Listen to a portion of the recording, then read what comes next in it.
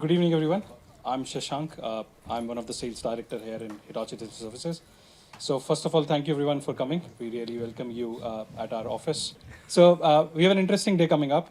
We have obviously Leon, who's IT director for applications and platforms for DS Smith. Obviously one of our customers, who's going to talk about the interesting journey which he has taken through in DS Smith. We have Anne, who is the CTO for EMEA for Boomi, and she's obviously going to give you insights about the platform and how they see the integration world. And then we have Paolo, who's our head of delivery for EMEA, and Paolo is going to first give a quick introduction on our perspective on where we see this space going on. So thank you so much for all our panelists and speakers who have agreed to speak to today. And we have a panel as well, where we'll give you opportunities to put forward your questions and interact with the speakers. So with that, I won't not hold, and I'll give it to Paolo to speak. And So thank you, Shashank, for the intro, and thank you very much for taking part today. So we'll go through a couple of things over the course of the next session. So we'll give you, Shashank, I was giving you the opening remarks. We have also, I'll give you a bit of our concepts of what we believe around modern platforms and what does it mean to go into that space. But we also have the presence of Anne here, who's going to give us a more view of what Boomi is doing in that area as well. How do we help energize in building that bridge towards a modern integration? And naturally, Leon then will explain the journey that we've been going from almost a year now in this space and how we've collaborated through all of that process. Starting off, I've shared this quote because I think it's an important one. It's not just new technology that we're talking about when we move to modern integrations. It's also a cultural change. It's also change in the organization, how integrations have to be seen, and how does that really impact with all of the innovation that is currently going on a daily basis, how does that really affect us? So if you look from a challenges point of view, we still see that 50% of enterprises are still relying on legacy systems. So it makes it really hard to evolve or to integrate across those. And that then turns out to be really a big challenge when it comes to digital transformations. Because of these integrations that exist on these systems, they're very difficult. They're very limited in certain spaces. That really drives some challenges in terms of failure around that. That naturally pulls down to a lot of loss of revenue, potential revenue that organizations can do because they're unable to actually successfully or move down to a transformation path of that. With siloed data, with integrations or systems that cannot easily integrate with each other based on the new ecosystems that are out there. And there's naturally a lot of issues that come out with legacy. So moving and going into a new platform or modernizing it will help us achieve that aspect around security principles that are not being in place, concepts around data privacy, and so on. We're all here from a C-level group working through this business, so we know that key areas are important here to elevate and work through. How can we quickly bring new systems or new integrations or new products to the market? How can we quickly develop those? How can we build the experience much more efficiently with our new clients? So how do we make sure that that journey is going well in that front? How do we actually empower our teams with the new technology that's out there to actually motivate them on their day-to-day activity, but also how does it bring more retention into the place? There's also aspects around automation, Gen AI is all coming into play, workflow is onto play. How can we also bring that into the aspects of integration? How do we move away from what were the traditional aspects of integration? So how do we embed that? Interoperability, that's really important. Cloud systems, new surfaces are there.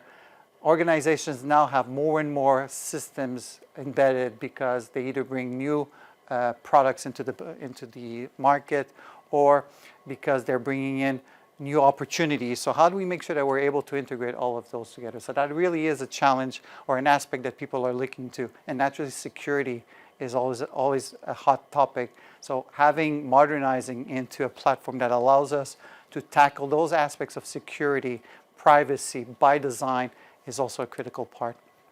It's also around how do we manage an ecosystem that is evolving and changing on a daily basis. Anne's going to pick that up as part of Boomi.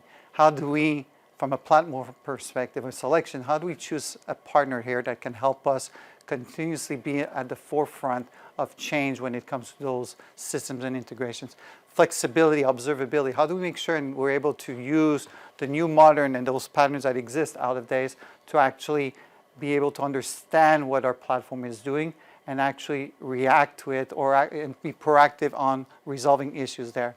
And how do we elevate our people? How do we elevate our business to be much more self-functioning and to be able to deliver those integrations quickly on their own because they have the power now? So looking in all of those aspects have been really critical in the journey. And this is key topics that we've worked through and are working through. And Leon, you'll share a few of those examples. I think it's going to be quite interesting in the next course of the session today. So now I'll hand over to Anne. Anne will give you a bit more of the view around Boomi and how exactly does it tackle the perspective there. Thank you. A lot of what we do at Boomi is talk to customers about how they can modernize their stack and also connect things. That's kind of what we do, right? So we see that in order to accelerate, innovate, save, and make cost savings from an operational and efficiency perspective, as well as reduce the risk in the business, it's really important to think about doing things now that make sense today. So a lot of us are working with migration situations, et cetera. And now we see that 85% of enterprises are going to go with agentic AI. I was just at the London AI Summit. Everybody's talking about agentic AI, right?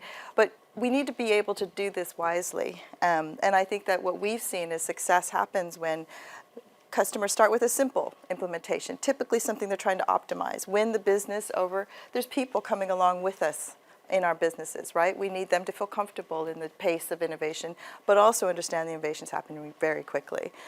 95% of organizations are planning to consolidate vendors, so we know that that's another important remit or C-level objective. So a lot of what we've done to our stack and changed the way that we've done business is to accommodate these challenges.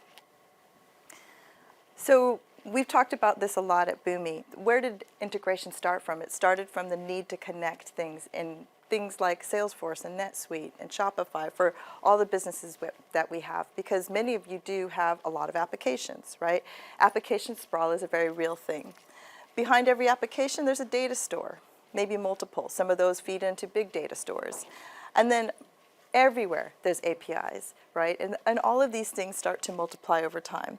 Now we're starting to see agents come onto the fore. Now, we're not yet at that place where we see agent sprawl, but we have learned from the past. I've had a couple conversations here just already about some patterns that we've seen in the past, and that is API sprawl. The security is number one. It's one of the top security vectors, or cybersecurity attack vectors. So we know that what happened is we let loose a bunch of APIs, and now we need to manage those APIs and ensure that we can lock them down and ensure our organizations are safe, because those APIs will be fueling agents in the future. So all of this has created this massive sprawl. Fragmented tools are blocking. So this is IDC, and they have highlighted the fact that the biggest inhibitor to integration and other automation tools is incompatibility with application integration, API management, and all these other things. So what we've tried to do at Boomi is create a stack that can help with that integration, help with that application management, help with the data management in a really composable way, and in a way that's very robust and can stand the test of time and is agnostic. So you're not having to migrate from one system to another, but you can absorb best-of-breed technologies. So that's what we've done here. Those of you who might have known Boomi for integration automation, we still do that, and we're actually improving that and innovating that every single day. We've also made investments in data management, and we made a recent investment with a company called Through. So Through is now part of our stack, and we also invested in a company that does ETL most recently. Massive investments in API management as well, one that can handle a control plane concept of API so that you can understand what you have in all your gateways. And then AI management is the final bit of the puzzle here. So the core of what we do is connect the things. Once you've connected the things, you know that you need to consolidate, manage, create golden records for that data. You're also going to be connecting outside of your ecosystem and across different technologies where maybe a connector doesn't make sense. That's where APIs come into play.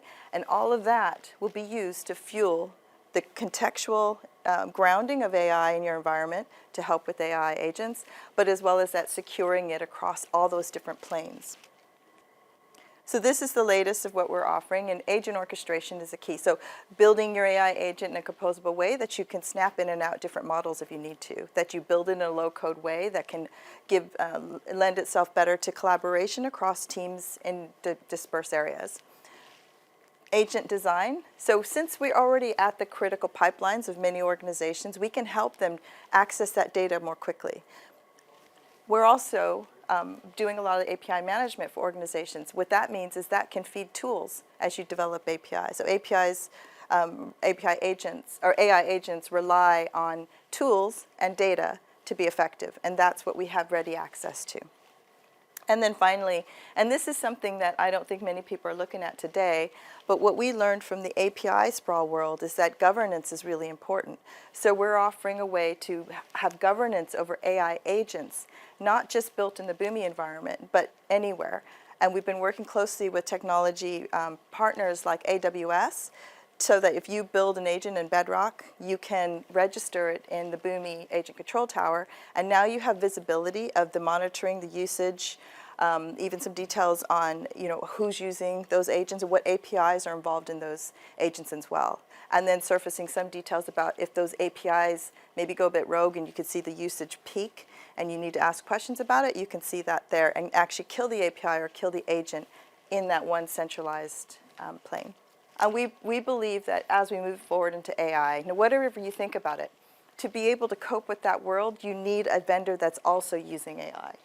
So what we've done is we embedded AI within our platform.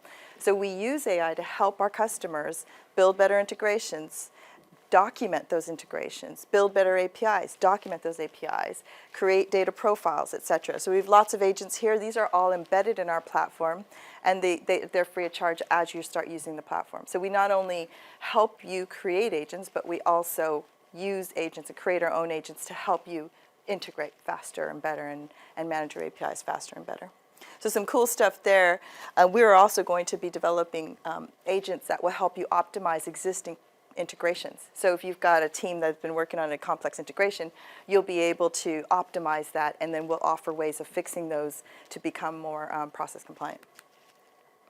This is the whole stack here, a summary of what we're offering in the Agent Studio. And we also have lots of different resources that we're making available in this agentic world as well. These things will not change in any company we work for. If you want to jump ship, it's going to be happening there as well. And actually more today than in the last 20 years, because I can see the faces. I think you with me, we worked more than 20 years, yeah? For me, the key aspect here is the modernization of our integration platform, right? That's what we went for. Why? Because of all of this, right? We had legacy issues. We have technical issues. We have time issues, costs, all of those things. And where I think companies fail today, probably mostly, or have most of their challenges, is the not want to go to that next level. They're like, hey, how can I put another sticker on this? How can I put another plaster on this? How long can I actually keep this going? But sometimes you actually realize, hold on, if I actually move towards a new platform, there is some really good benefit. Your organizations, you guys know that. Globalization, standardization, all of those, right? But most importantly is the effective and efficientness that I think people really want to capitalize on. And also the security part of things, especially in the cyber world today. I don't know, you guys must know, how much challenges we have these days with being hacks and all of those type of things. But I think our platform with BizTalk has been there, well, I don't even know. I think it's probably 20 years plus, right? And what they do is they just develop, customize, and you guys know, how much customization are taking place today. To the extent that we actually came to a point, it's like we couldn't actually get external consultants or developers or anybody in because it was so customized, so bespoke. I always refer to SAP because that's my little background. You get to an environment where you actually, customize it so much that a new solution architect comes in. It's like, well, what's going on here? So I think you might have some relation to that. The next slide for me is all about how we going to move fast. Why did we do this? And how do we want to do this? So faster route to market, that was the only objective I had at the time. I know initially when we looked at it, we like, how can we make this possible? What is the actual things that's going to make it tick? But most importantly, how long is it going to take us? Yeah? And that's the other thing I think we have challenges today in markets in general or in companies. I think businesses used to have your 10-year plan, right? They're now probably 5 years. And I think it's questionable if they're 3 to 5 years these days. Why? Because you have mergers and acquisitions taking place every day, right? Things change so quickly, and this is why this is important. So here, our principles was more on how do we move faster and on which principles are we basing it on. And it was resilient platform, accelerated onboarding, and operational excellence. Those were the 3 key drivers for us to go to that next level. What are we going to offer the business to make things smarter, more effective and efficient, so they can get true value out of this? I think the one thing that I wanted to point out here was the AI and Gen AI piece. And we will talk, I think in 2 slides we'll talk about that. But that, I think, for me was the key driver of how we're going to modernize going forward in a more effective, efficient and quick way.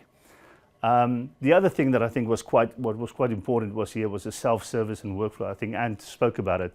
It's about the citizens, way of working, how low code, almost no code. I can train somebody in the business to do some coding, to do some flows, and they can create it themselves. The acceleration for me here is quite neat in that respect from what we're going to achieve going forward. Here it's all about, this is the slide I was talking about. This is all about when we made the decision of how we're going to do it. It's like manual is out of the way. We're not going to do anything manual. We're going to do automation every single time. And this is where I think we had a 50% or potential 50% decrease in any activity we're going to do. How are we going to do it? Testing, migration flows, and utilize AI and Gen AI to actually do that for us. I think I know I came out of Steerco today. We've already migrated 1,000 flows in less than a month. I'm not saying they're 100% correct, right? We have to still test them, but that's the capability that we have to do what we can do with Gen AI and with AI. In fact, I think in the Steerco, I made the point today is if we had to manually migrate that, it would take us, I think I was challenged by you today. I think I said 6 months or plus. And he said, will be much more than that. So there are always ways of capabilities to use Gen AI and AI to actually get to that next level. As you know, AI is not new, right? It's just a new name. It's just getting all the attention today. AI has always been there. It's just a different way of tackling it. It's almost like COVID at the time, I would probably say. It was the talk of the town at the time. But for me, the most important thing here is how we did the smart analysis using AI, and more importantly, using the Boomi automation tooling that we really can see some of the benefits right now. What are we trying to achieve? Well, I think that's the question of everybody's lips. We actually just want to make sure that we can stabilize what we have in a more effective and efficient way, and how we're going to give our customers the best service we possibly can. That's internal and external, right? Because we have internal customers, which is in DS Smith, it might be packaging, paper, recycling, or whatever the case may be. And in other sectors, it will be different. But what we're going to achieve here, most importantly for me, is the robust foundation of data. And that's it. Everybody talks about data. You can integrate as much as you can. You can use Boomi, you can use any other service in the market. If your data is not correct, it's not going to be useful. So what we're trying to do here is making sure that our source systems are updated with the correct data, and trying to secure that from a access perspective, that we only utilize or only giving certain people access to do that. The most important piece for me here is the business. What is it for the business? Because ultimately, business is going to switch on their laptop, they're going to switch on their service. They're not going to understand where the data is coming from and where it's going to be transported to. They only want to see that the data is there as they switch on their laptop, and it's there effectively, efficiently, and secured. One other thing that I want to point out here was the self-service element again. That's something we will drive, probably not in the first 6 months of the program. I think the program is 6 months. It's not a year yet, but we're moving towards or forward to that. But we want to really, really advocate the citizens' way of working. Let them do the coding, let them do their own integrations and utilize some of the connectors that we have in Boomi or expand that where we can. I think last but not least is the outcomes. What I also think people forget sometimes is IT is actually an enabler. It's not the business, right? And I think a lot of people sometimes confuse that. They want to be the business, they want to run all the best applications and tools available for the business, but they don't understand the vision and the strategy of where the business wants to go to. And I think that's quite important. What we did as a company, we made sure that we align and agree with our C-suite and their plus ones and what the outcomes is that they really want to drive going forward for the business. So what we did is we aligned all of this, moving from here to there, and we will have measurable KPIs on a monthly basis to make sure that we hit those targets. But most importantly for me here is the journey we got to get there. We went through the whole RFP, the whole RFP decision making, and chose Boomi to help us to get there. Why? We had a much more closer relationship with them and with Hitachi. We went through a massive RFP process, by the way. But the capabilities and what we expected the outcomes to drive in a very effective, efficient manner via AI where possible, we thought that Boomi on AWS was the answer for us. And to date, I have to say that I'm quite pleased with where we are. The migration process is going really well. We have 12,000 flows today, which we're only going to migrate 5,000 into our platform.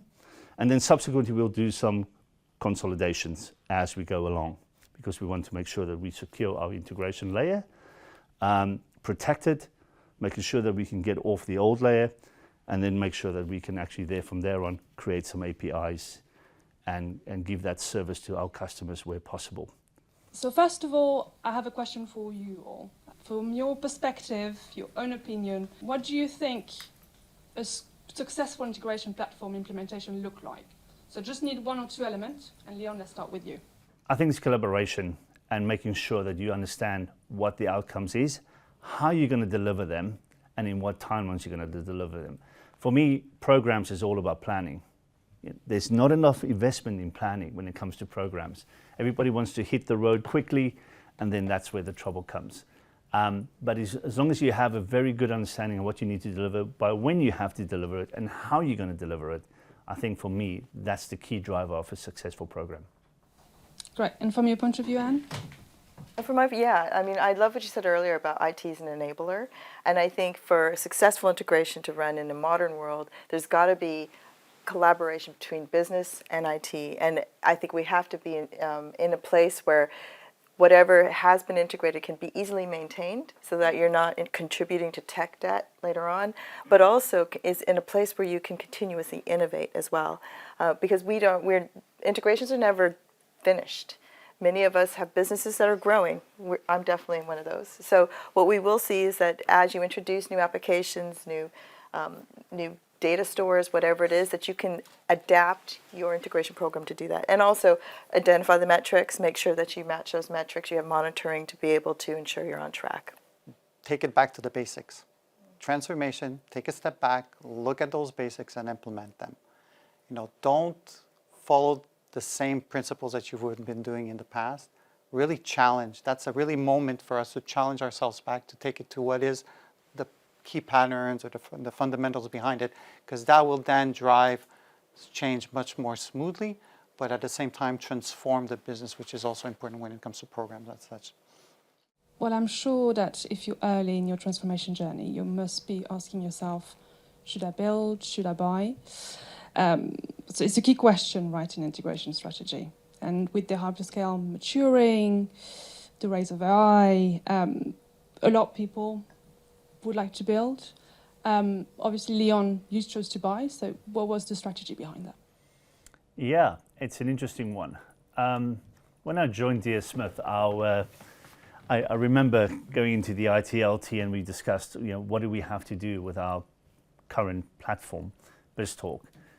And one of the proposals was, well, why can't we just build it in AWS, right? And it's like, yeah, but what are we trying to achieve here? Are we just trying to protect the platform, out of life platform? And it's going to give us exactly the same as what we have today. All the complexity, all the customizations, and most importantly, we're not going to be able to buy resources outside in the marketplace. We have one vendor we're utilizing on a permanent basis. We can't get anybody else because it is so bespoke and they delivered everything. And for continuity of businesses and enterprises, buying is for me the most important thing, because that means that it doesn't matter who leaves or who joins, the support, the structure, and the capabilities are there at any given point. And if I may ask, were you challenged internally? And if you were, how did you overcome that? I was heavily challenged because I was a new person in the company. But I did experience a lot of this in previous companies where they trying to do it a quick plaster, put things on top, just, hey, as long as it works, as long as it goes, let's just keep it going. And when I really deep dived into the business case and how we're going to get into the benefits case, I think that eventually, got people, excited. I can probably disclose, rightly or wrongly, that we probably in the development side of things, I think it's 40% decrease in development costs.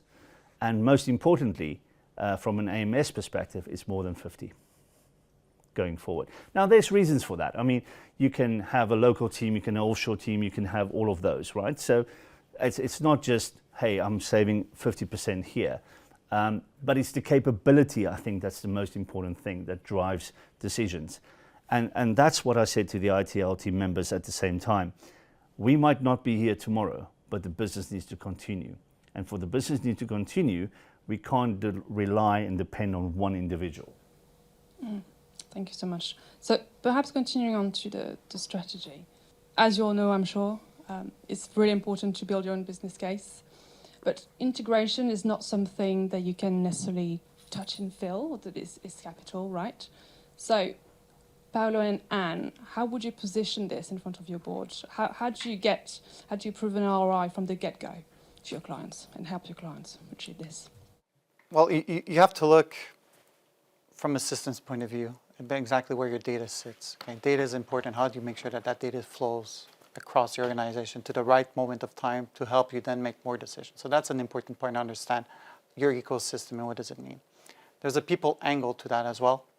How do I make sure that whoever I have in place elevated in terms of using that platform? So that's another important point in terms of the business. Technology, a lot of things going on. Leon mentioned it. You buy, you build. You want the business to focus on what they're really good at. That's what they need to focus. Then you build, you bring partners and technology that focus on building that product. So what is the right one to make sure? So that's also important in terms of building the business case. Based on what you want to achieve, what the business wants to achieve, how does that align itself? That is also a key part in terms of aligning. And that's really the journey we took DS Smith on. Leon was mentioning AWS. We did as well showcase both examples. We did present that back. But we did make a case of, yes, you have this option where you give a lot more flexibility. You're able to do it. But then you have to build it. You have to define it. Go with a partner that breeds and does that on a daily basis. That's their job. That's really what they want to focus on. Let them build, handle the security, handle all of those aspects. So those were all key aspects in terms of building a business case towards what you want to achieve. Paolo, I'm really disappointed you came up with that. Because I would love to mention that, let the business focus on what they're good at.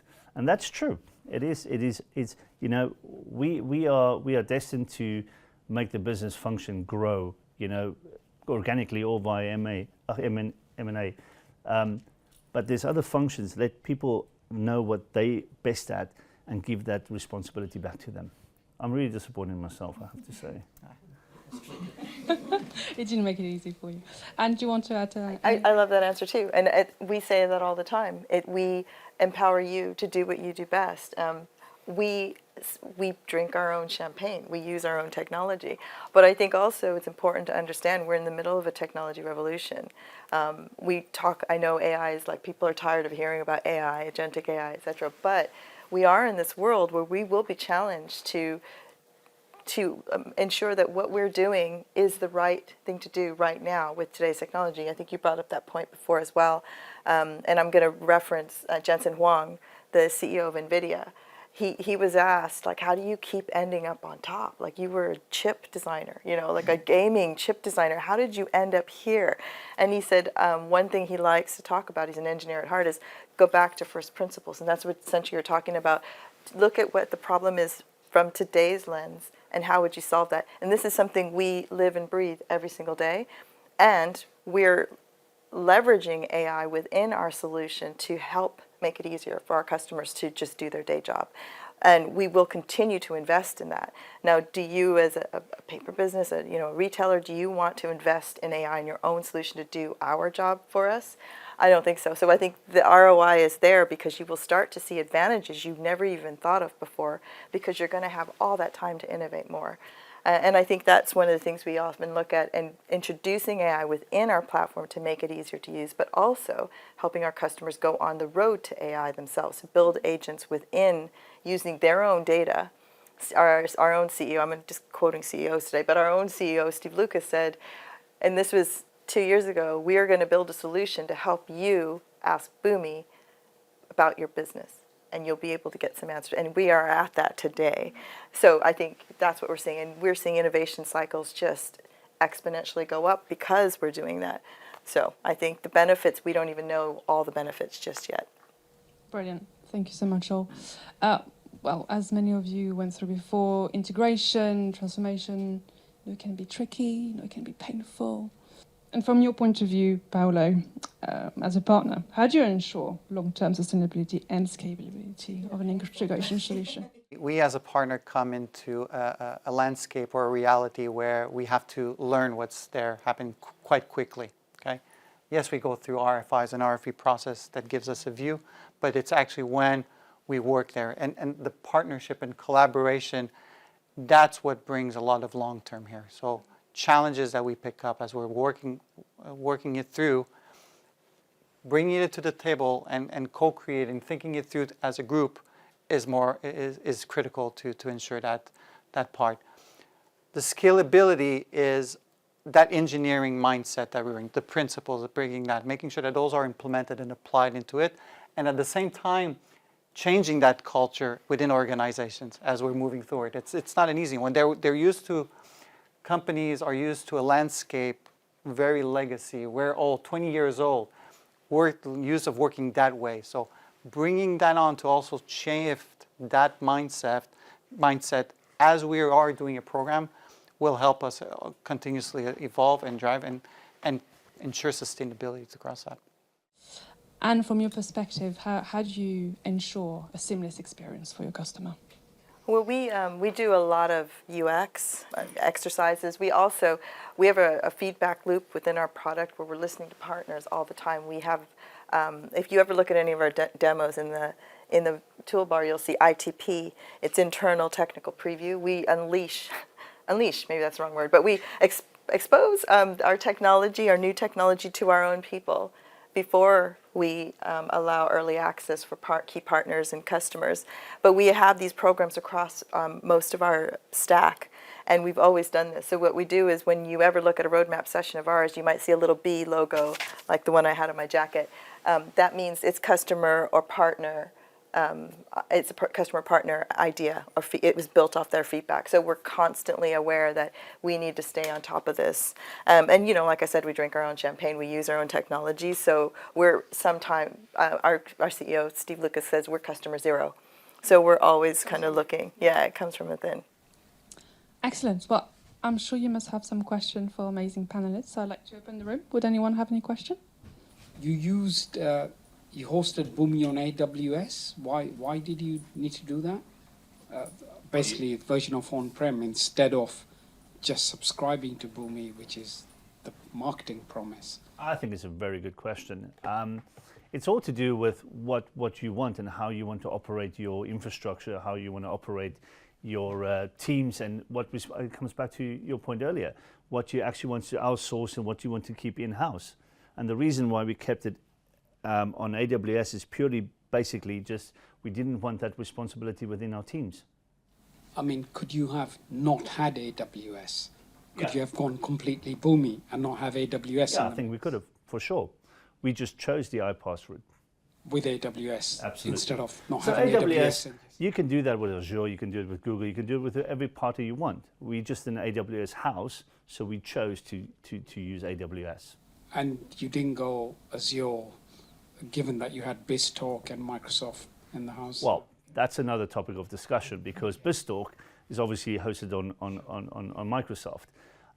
And there was an opportunity for us to say, right, let's just upgrade, right? But that was my point I made earlier today. We all just plaster and plaster and plaster. Somewhere in the line, somebody's going to come and say, hey, listen, what are you guys doing? My data is incorrect. You know, my data is corrupted because of encryption or security or whatever the case may be. So I think we took the right leap at the right time for the business to move forward and go onto a platform which is pretty much secured. I'll give you another example. Currently, most of our stuff is files, right? Anybody can, not anybody, but some people can manipulate that if they really want to. If this file gets stuck or whatever the case may be, they can manipulate it and get it through or change it. You can't do that going forward. It's all secured. It's all making sure that going back to source, correct it, and then send it back.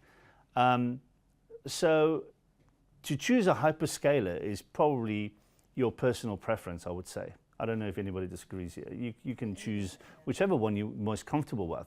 I think DS Smith, when I joined DS Smith, they were already on AWS. So we tried to grow the account with AWS, like I'm trying to do with most of my modernization apps, right? I want to start centralizing, consolidating.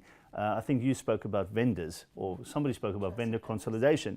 I don't want 150,000 vendors. I want to have 2 or 3 strategic vendors or partners that's going to help me drive my business going forward, and they can also subsequently grow their accounts. And you went the Boomi path, and that was over going, say, I don't know, as your integration services, for example. So during the RFI and RFP processes, we looked at both. We looked at Boomi and we looked at MuleSoft. And what we did is when we passed the RFI process, we selected 4 vendors, and we told 2 of them, you guys, choose which one you want to present, which you're most comfortable with, right? We told the vendors they can say either Boomi or MuleSoft, because that's the 2 that I got. I really had to influence the C-suite to get us to that whole iPaaS way of thinking, to the extent that they were only interested in MuleSoft or Boomi.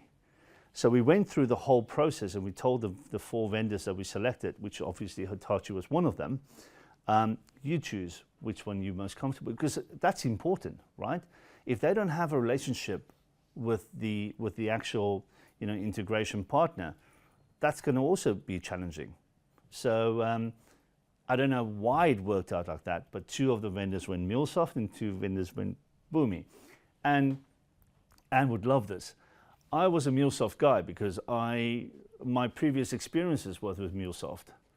And during the process of how we went through the RFI and RFP process, I started to change my view on what we actually want to achieve.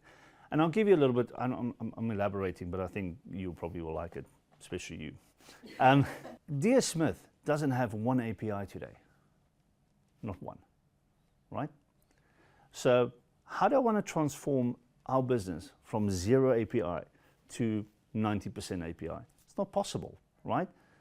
I already told you that that our application or BizTalk is going to go out of life at the end of the year or next year. But that's not my only application that's on a thread. I've got multiple applications within and platforms within DS Smith that doesn't have API capability. I think you presented that earlier. So we thought the relationship with Boomi and the way they presented it with Hitachi was far more appetizing purely because it was more personal.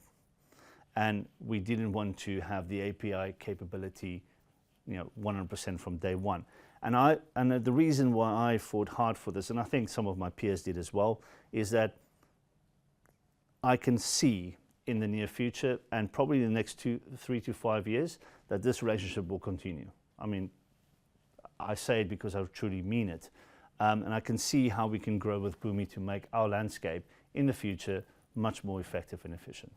I don't think you mentioned it. You presumably have an ERP in place that you integrate with, work with. Which ERP is it? Well, I've got multiple. So Deersmith, I think, has about 14, 15 different ERPs. So we have QE Plan, we have SAP, because SAP forward. So I look after mostly just core apps. So SAP, CRM, so we use Microsoft Dynamics. So we will be utilizing those platforms first, but we will do the other ones as well. So there's an underlying assumption that you need an integration hub, integration platform. That's what a lot of the slides say. Is an argument or a world where, let's say you grew the SAP estate, went to S4HANA, comes with cloud platform integration. So you could center on cloud platform integration and home in on your ERP instead of having an independent integration hub. Just wondered what drove you that direction instead of consolidating back office, going on ERP and using their technology, which on the Gartner grid is comparable to Boomi, instead of going the Boomi path and maintaining connectors and so on. I think that's a great point as well. You have too many of them, I'm afraid.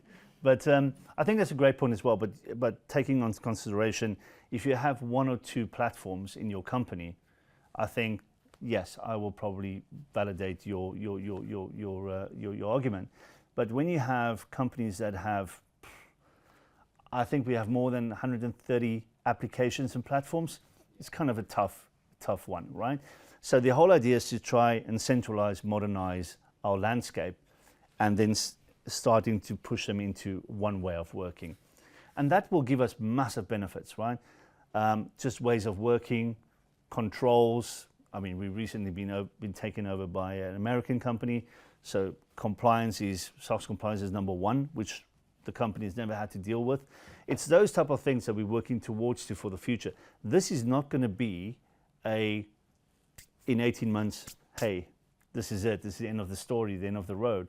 This is going to be continuously, integrating, modernizing the whole time, and we want to start centralizing that. Can I just make a point about the SAP conversation? So you talked about the massive customizations you have in BizTalk.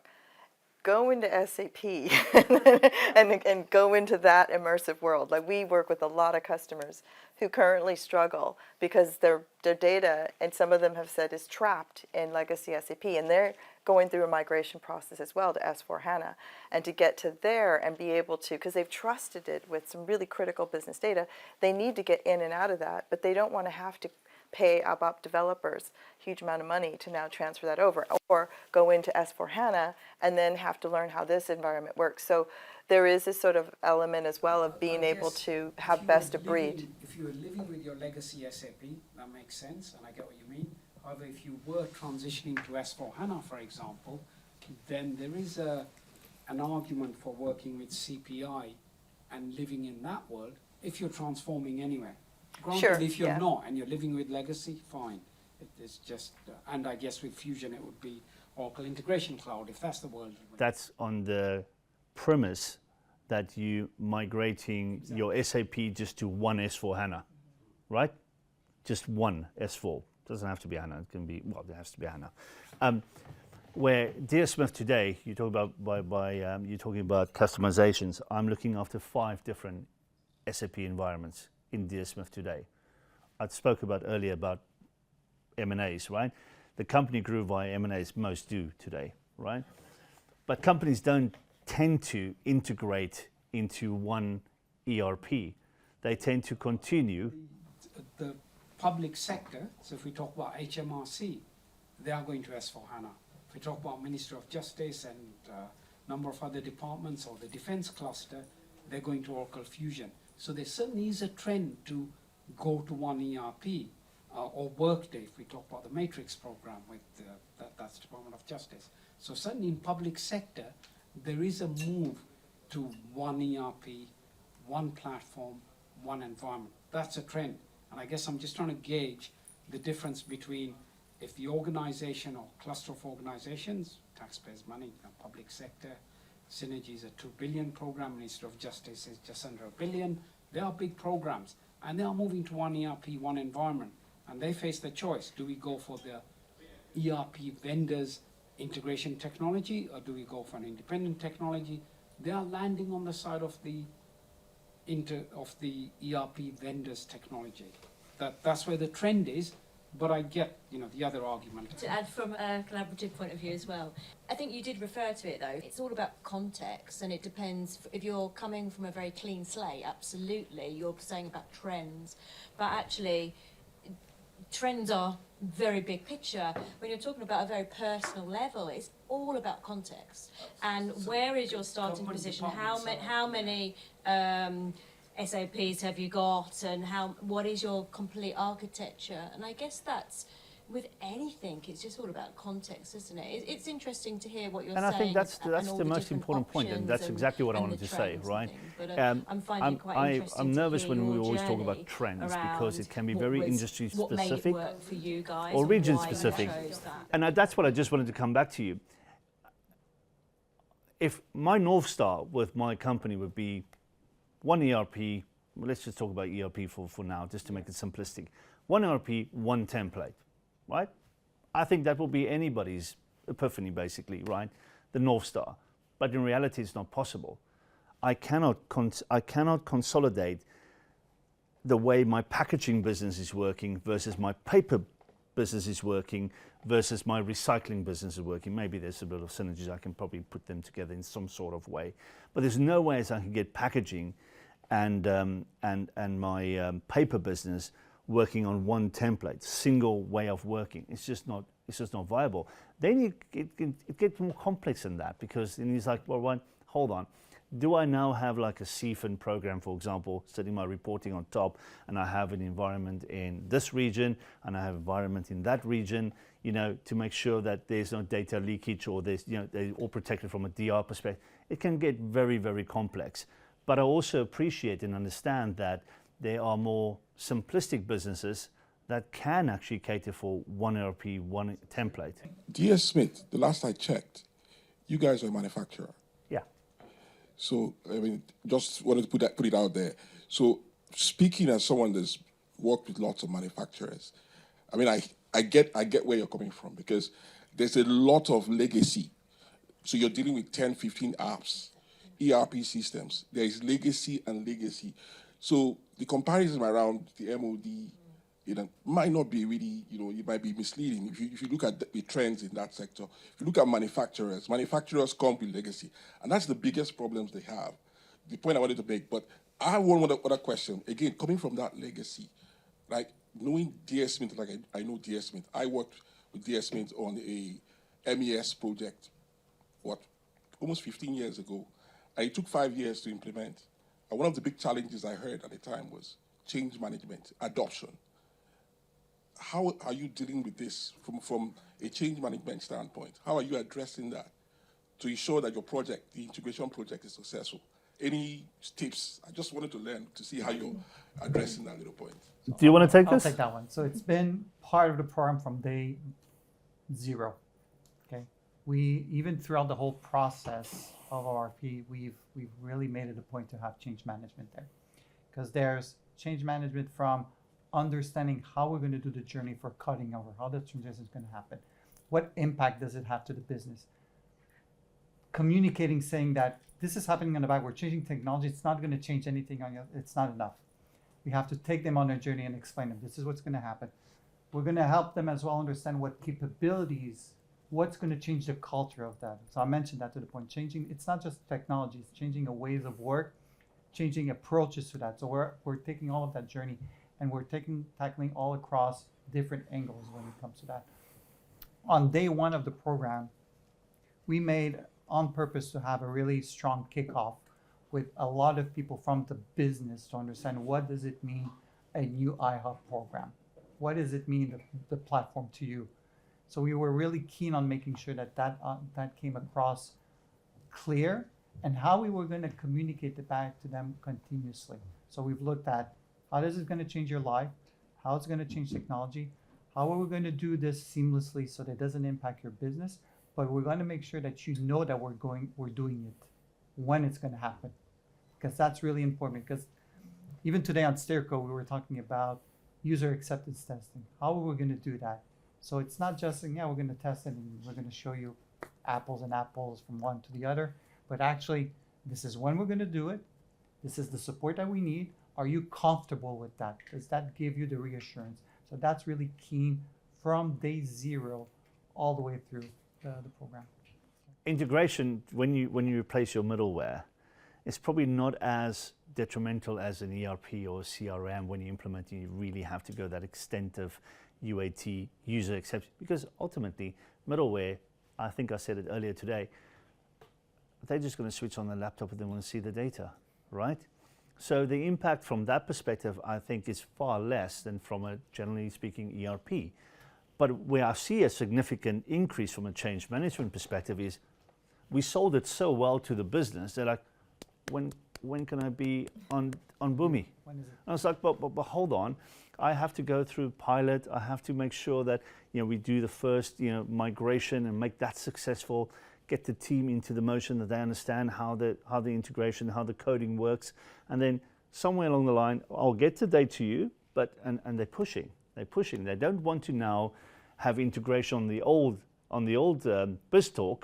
They want it all on iHub. So now it's more stakeholder management than anything else.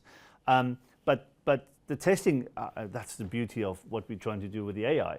It's majority of it is going to be done by AI, and we just want people to possibly validate the testing rather than actually testing. Because how are they going to test it? They just need to see that A in X is A in B. And that's the beauty of it. So we need to help the business give that parameters of what they need to test. But from a change management perspective, I think the hype is more about, hey, I want to be on the new platform. I don't want to have double cost. I don't want to have a change again in the future. So I think ERPs and CRMs and those are far more intense. I'm not sure if anybody has got a different view. I hope not. Well, my history, I came from HP Services years and years ago, like a long time ago, and I did migrations. And if I tell you what version of Windows I helped migrate, you will know how old I am. We dealt with a lot of how do you do the change management. And actually, if we think about migrations of old like that with big, serious ecosystem applications, it used to take years. I mean, years, and it would be like $15 million to fund that project. And then, even then, it would go sideways sometimes, and with the best intentions. But I think this is what we were kind of talking about. You're using AI for UAT testing, which is incredible and so cool, because now you're saving them time, and they just have to validate. So the frustration is taken out of that too, which is kind of cool. And don't make a mistake, that's new to me as well, using AI for testing. I was super excited when I heard it, but I hope I answered your question. If I haven't, most definitely. I mean, just trying to understand, because this is a bit, because I knew a bit about the workings of DS Smith. Long ago, I used to work for Honeywell, and when I worked for Honeywell, we were, somewhere, in Croatia, we were, and Romania, working on a number of projects, and I saw that there was a lot of resistance, to change. Particularly maybe the culture, again, looking as an outsider in, my view of, implementing stuff for certain companies, typically manufacturers, is that they're very slow to the party. They want to be second to, implement any new change. So when I hear stuff like Boomi doing, AI agents, using AI for testing, that's awesome. That's great to see that happening with DS Smith. So that's where I was coming from, to understand, I know that there's always this resistance to doing something new when I'm working, with a company like perhaps DS Smith. Again, because of your history, you've got lots of M&As that make you DS Smith. Can I tell you something about manufacturing, though? I mean, we're seeing really cool stuff coming out of manufacturing organizations, kind of spurred on by the need to have flexible supply chains, and supply chains that can adapt quickly different changes in taxes and tariffs and whatnot, but so to speak. But like, you know, things like that has really pushed a lot of manufacturers to say, I really need to automate and update this so we can adapt a little bit faster. And, you know, organizations that might be going through, you know, for whatever weather problems, if they're creating, you know, juice or food products or whatever, that they need to be able to adapt very quickly and reduce that shortage using technologies like AI and modern middleware solutions with that integrated data management. So you have data management as part of your iHub, which is absolutely essential for getting up-to-date data and sometimes real-time data to be able to feed changes. And what we will see eventually is this ability to introduce AI agents as part of supply chain decision making. Now, this is still early on, but I think eventually what you'll be able to do is have inventory management being handled in an AI perspective and be able to send triggers off so a human can intercept and say, oh, we need to do something here. So we've been experimenting a little bit with that too internally, just for demos and stuff. But there's a lot of potential out there, and we're seeing manufacturing organizations really modernize. But coming back to your question, what are people afraid of generally? I'd love to go around the room, actually. Yeah, go for it. Mostly change, obviously. You?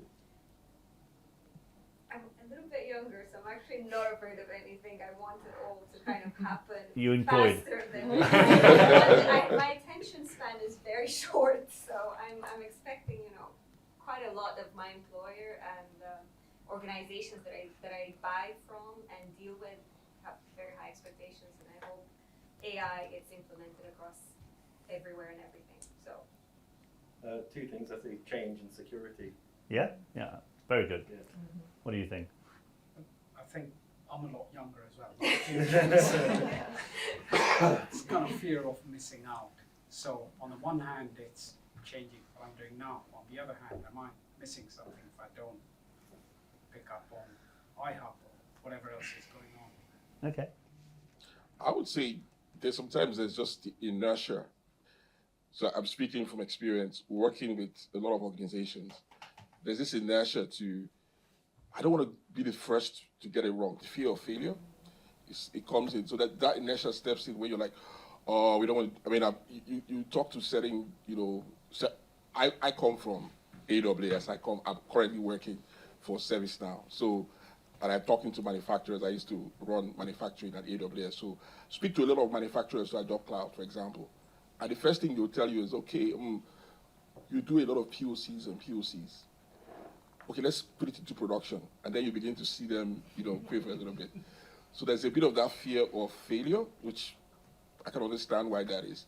And then there's also that inertia as well in terms of to take action. You know, sometimes I don't know if they just don't want to be the first to do so, but Yeah, fair enough. my thoughts there. What about you? For me, it's not the change. I love the change. And this is why I said about it being complex. It's very personal circumstances. For me, it's this security. What does that change bring in terms of financial security, longevity, in terms of an employer? So actually, and also I work in transformation and M&A, so I bring change. So actually, but from the other side, depending on the context, what company you work for, you see all sorts of psychological reactions, mostly all driven by fear. Life is what it's about, right? But also protectivity, your personal, what you've built for the company. For example, one stream of your business, you know, like the manufacturing, but I guess you've mentioned something about legacy. There would be so much legacy in some of that. Yeah, AI is coming along, but it's their baby. So I love the psychology behind it. For me, not necessarily other than the financial security. As long as the change keeps bringing that, I'm fine. But I see so much else with other people. What do you think? Security, I think Monique said it pretty well. Okay, next. I think to elaborate on probably most of this was the unknowns. If you can convince people of the unknowns, you can move forward and conquer the fear of change. Yeah, I think I will give two answers. I think I read a research at some point what people are afraid of, and I think there are three key ranked afraids. The first one is security in life. The second one, which I was a bit surprised, is job. So losing a job is second question. And the third one is change. So that's kind of the thing that I read from the research, and I literally see it all the time at work. Fear of change. Fear of change, any change, Yeah, doesn't that's matter what. the human Yeah, the psyche. first is the fear of death, second is the fear of losing job, and the third one is the fear of change. I'm working in program management, so I'm the one who is implementing change. So my personal fear is actually when people are going against the change. So that's actually Which is normal. Which is normal, and my fear is that they will go 100 miles more than I expect them to do. Okay.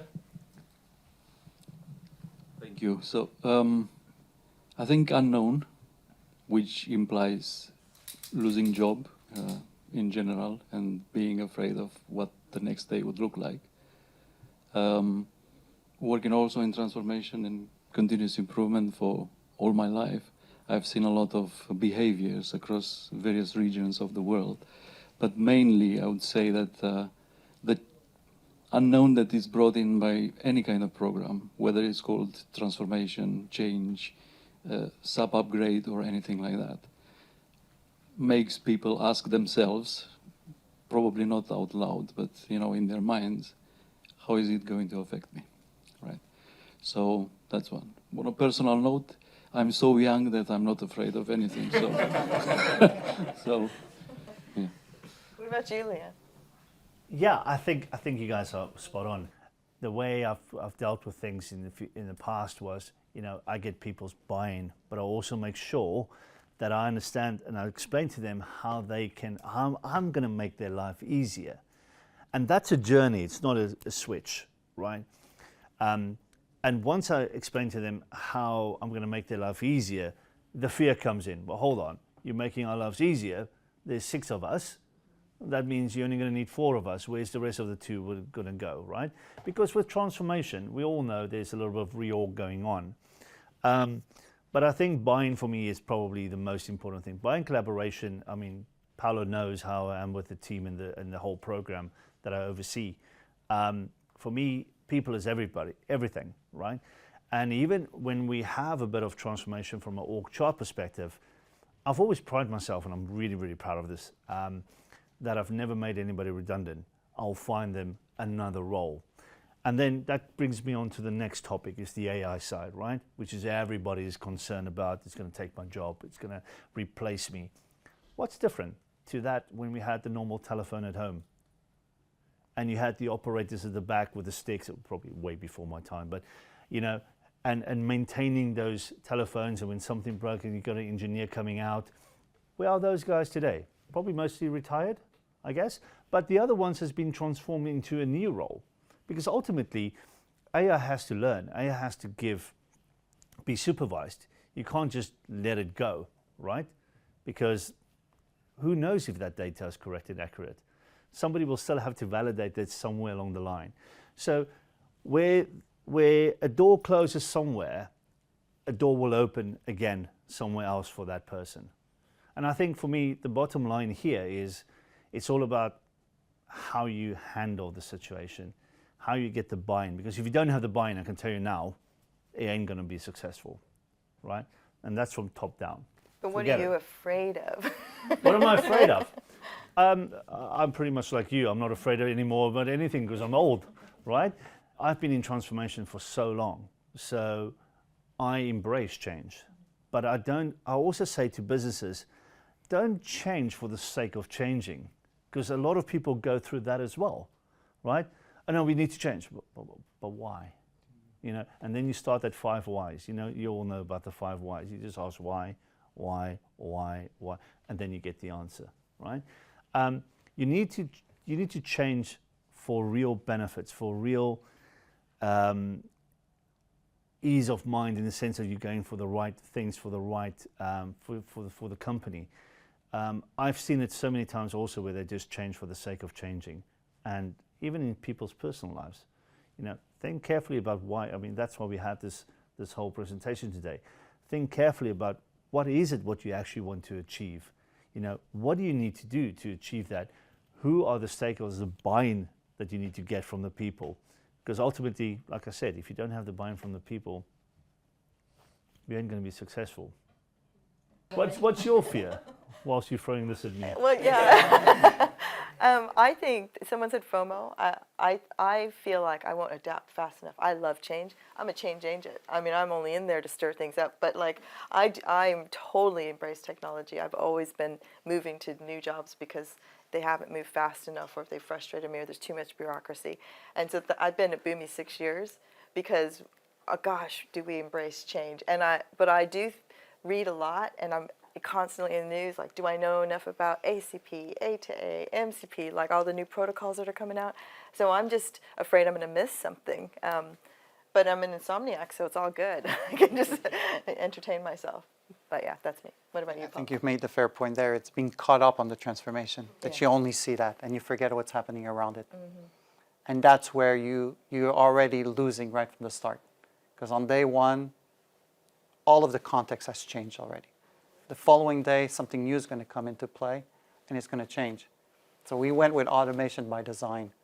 Gen AI came into play. So how do we embed Gen AI as part of that? So it's making sure that whoever's on the program is focused, but has their ears open to see actually what's happening around and how can that easily change and improve what they're doing. So that's probably the part that I'm more afraid of, is I get so much caught on that I forget what's happening around me. And this is why it's so important for all of us to collaborate, have respected partners that maybe aren't exactly the same as us, but understand from their own unique perspective that it's important to listen to each other. And there's so much space for the human still. I think everyone's afraid the human will be, but like there's so much space. We need humans to move forward. It's use the strengths of each other for the and best. use our tools. I mean, we got LinkedIn, we got everything today that we can, cross-function, ask questions.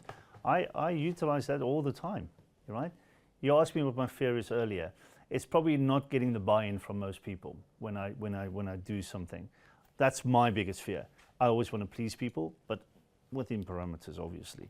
But my fear is always that I'm not going to get the stakeholders buy-in or the users buy-in to actually make my program or the program I oversee or whatever I want to do to make that successful. Because you can't be successful without people. My dad always taught me that, right? Look after your people and your people look after you. It's a reciprocal thing. There's not, the hierarchy structure today is gone, right? Any company that still works with a hierarchy structure, with the exception of the police, will not be successful. There's so much effort going on into this project. And so as part of this transformation, as part of this change and modernization, we mentioned you'll have a lot of cost and a lot of time saving. And you did mention that one of your key goals is to make sure that the people that have more time now, that time is spent in the best way possible. It's not about laying off and replacing people. It's about ensuring that those people can flourish in their careers doing more creative things and doing what they're best at. So, what will you do with all the time that you will gain? How will that be put to use? What are sort of the creative things that will kind of be put in practice at DS Smith as a result of all the time and the cost saving that you've gained from Boomi and the Hitachi implementation? I think it's probably one of the easiest questions I have. No, I always advocate, if you ask my direct reports, the one thing they will always tell you about me is I'm always trying to find ways how to work smarter, not harder, right? That's the only thing I'm advocating with them all the time. So if you can find something to work smarter, that means you have more time for something else, which can enhance your role within the company, or the company can benefit from it. The second part of your question was about what we're going to do with the time. In the program we have it.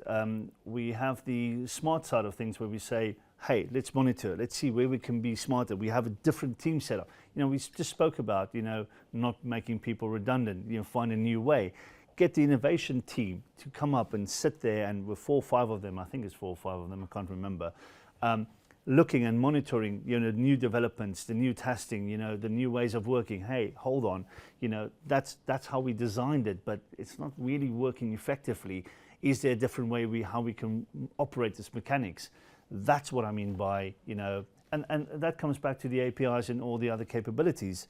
It's taking away and give people what they are best at, and focus and see how you can be more smarter in your role and responsibilities. And so Leon said one thing at the beginning, IT is an enabler. The objective here is to give the tools for the business to be able to do their job, but also quickly react when something new comes into play. Citizen developers, building a tool where they can easily build an integration within the guardrails that IT provides. So that's what we really want to build as part of a platform. Build a platform that provides security, that they don't need to worry about it. They don't need to worry about the patterns. They don't need to worry how to deploy it because the platform will manage that for them.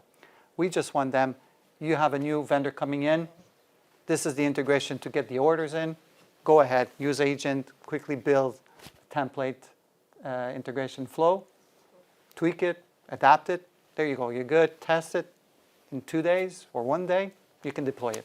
I want to just talk about one really good example. So just one last moment. A really good example of a customer who is innovating because they've freed up a little bit of time. So we have a customer called Convex Insurance, and they're based in London, and I think they're 500 people, but they have grown so quickly, and they do really cool, like they insure things like container ships, athletes. They have like really kind of random but very specific things that they insure. So for them, their underwriters to put a risk quote together.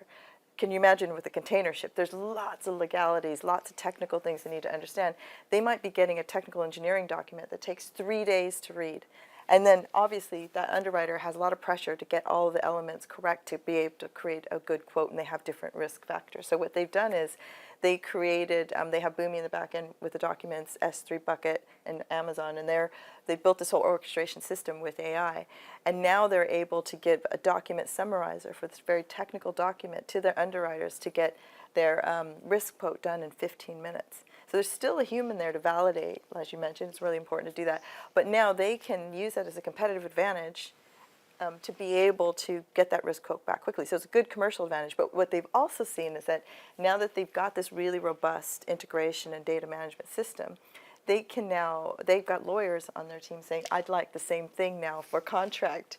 Because one little change in a contract for this type of insurance can mean millions, billions, whatever. So they have to be super careful about that. So they have a contract analyzer as well to tell what's the difference between these two contracts before they sign. So, and they've said that now their business teams are acting almost like product managers. So this is where they're getting the time.